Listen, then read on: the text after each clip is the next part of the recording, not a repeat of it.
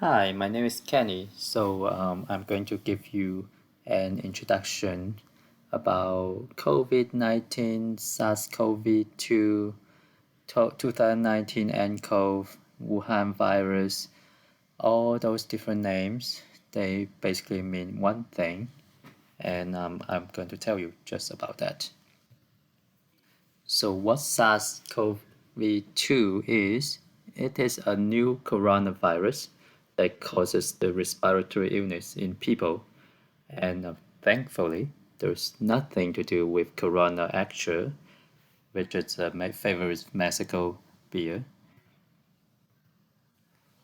and likely transfected by bats, is now spread from human to human, person to person. Originally, it was found in Wuhan, China.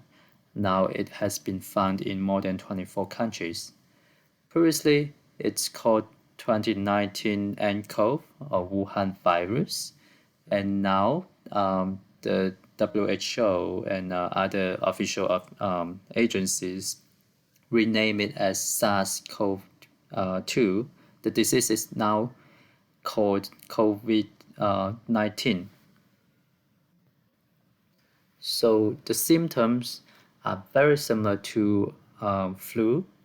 So I can tell you that the patients usually have coughs, although with less mucus, and they can have high fever, and they will feel likely shortness of breath, pneumonia, and lung failure, and a few people also have diarrhea, so it's not very uncommon.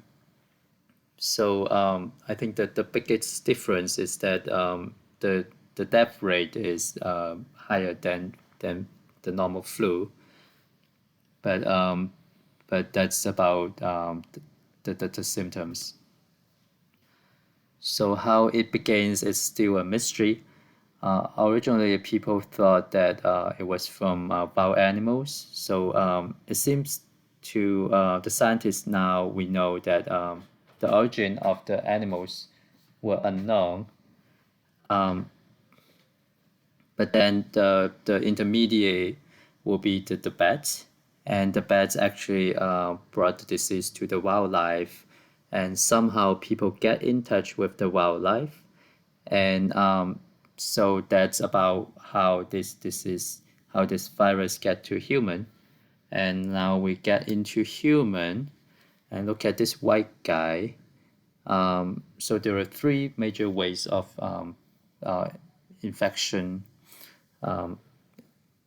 So one is the body fluid exchange. So you can basically cough and sneeze, and so spill out your body fluids, and then or exchange your fluid intentionally or unintentionally with other people, and that will get them likely infected.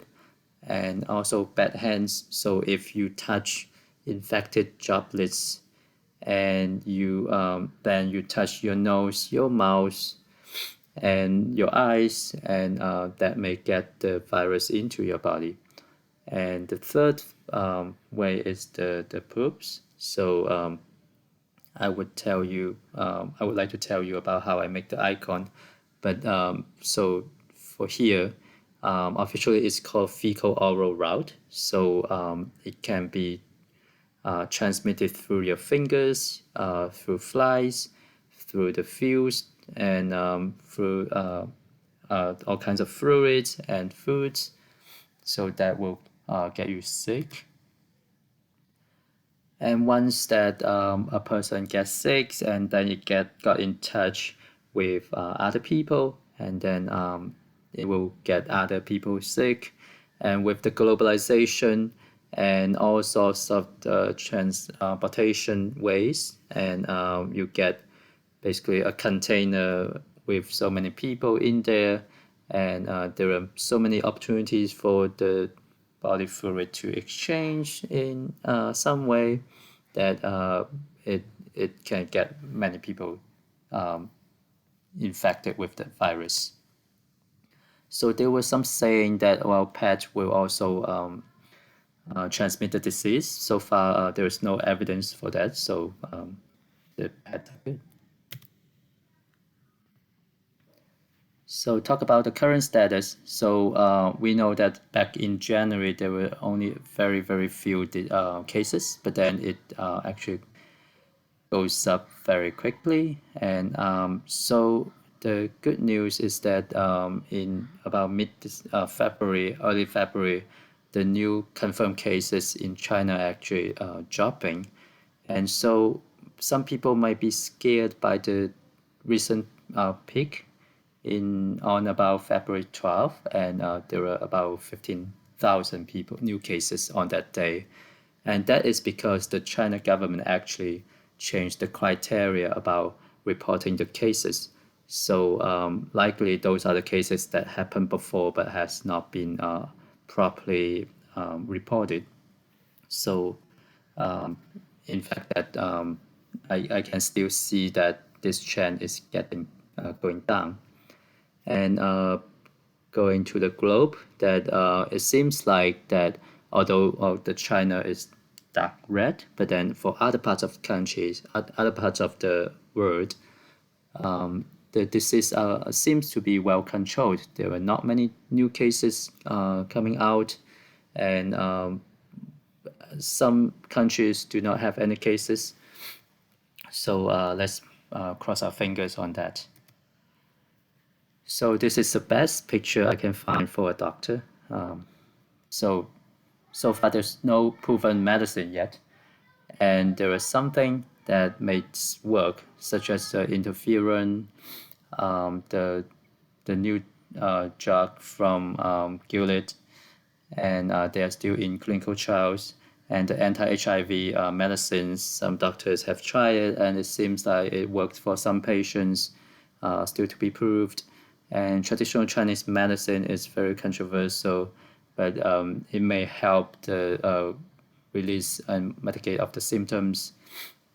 And there are also vaccines that are in development, and hopefully that in about a year or 18 months, we will have some vaccines, but that probably doesn't help for the current situation right now. So how do we prevent? First, you can do is to avoid unnecessary contacts. So don't go to places with a lot of sick people, and to avoid touching your eyes, nose, mouth with your unwashed hands. And most importantly, three things: wash your hands, wash your hands, and wash your hands. So those are the three most important things that worth mentioning triple times. So what's next? We are doomed.